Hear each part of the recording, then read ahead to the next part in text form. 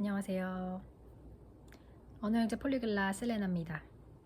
지난 영상에 이어서 저의 일본어 공부 연대기를 계속 말씀드려볼까 하는데요. 고등학교에 입학을 했습니다. 고등학교에 들어가면 고등학교 2학년부터 제2외국어를 선택할 수가 있는데, 저희 학교는 일본어하고 중국어 반이 있었고 대다수의 학생들이 사실 일본어를 많이 선택을 합니다.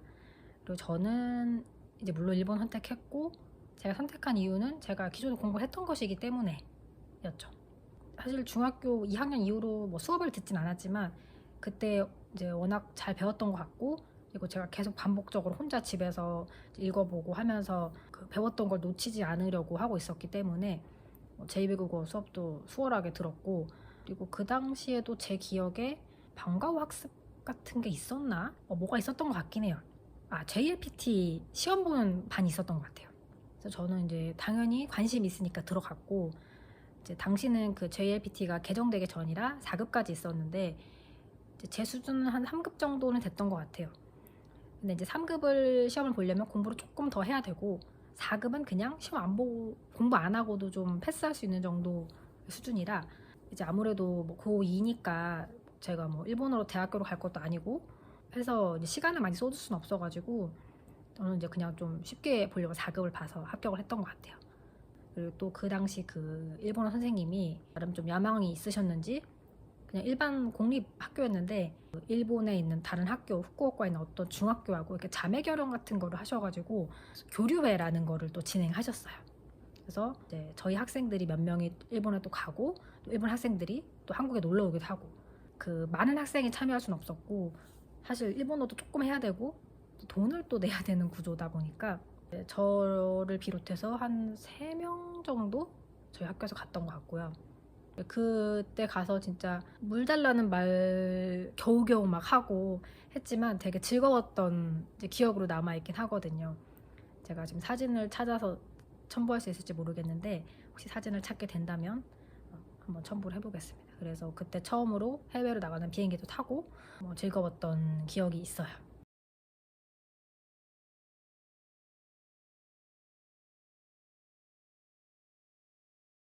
그래서 그렇게 이제 고등학교 시절을 보내고 대학교 입학을 했고, 대학교 입학했는데 이 일본어를 또 썩히기는 그냥 아까운 거예요. 여태까지 공부한 게 있는데. 그래서 이제 그때 독학을 해서 이제 JLPT 2급을 보고 또 뭐 1급을 보기도 했고요.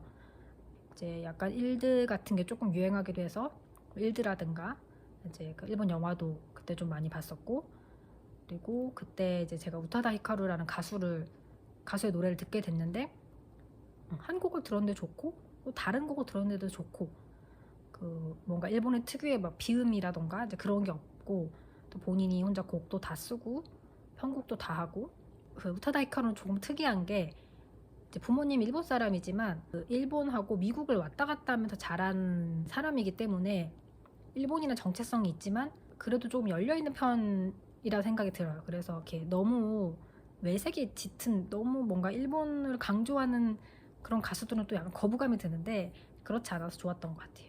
그래서 이제 우타다 히카루를 좋아하게 되면서 그녀가 쓰는 가사의 의미라던가 이런 거를 더 잘 알고 싶다라는 생각으로 공부를 조금 더 열심히 하게 됐던 것 같고, 이제 나중에 그 JLPT가 이제 개정되고 나서도 이제 N1도 시험을 봐서 여러 번 봤고 당연히 합격을 했고요.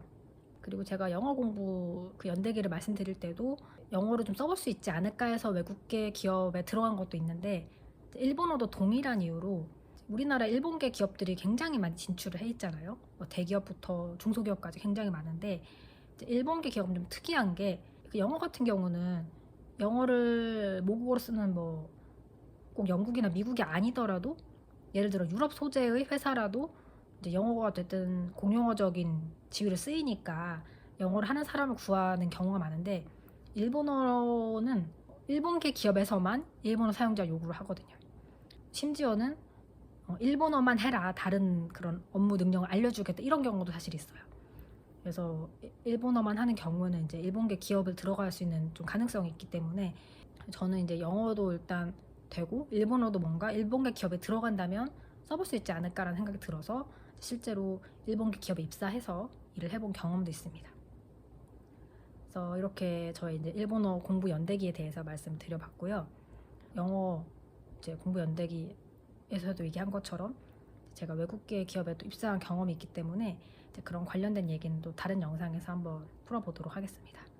그 일본어 공부하신 여러분들은 어떤 계기로 공부를 하게 되셨는지, 왜 열심히 공부를 하고 계신지가 또 궁금하네요. 궁금하신 사항이나 의견을 공유하고 싶으시다면 코멘트 남겨주세요. 그러면 또 다른 영상에서 찾아뵙겠습니다. 짠해!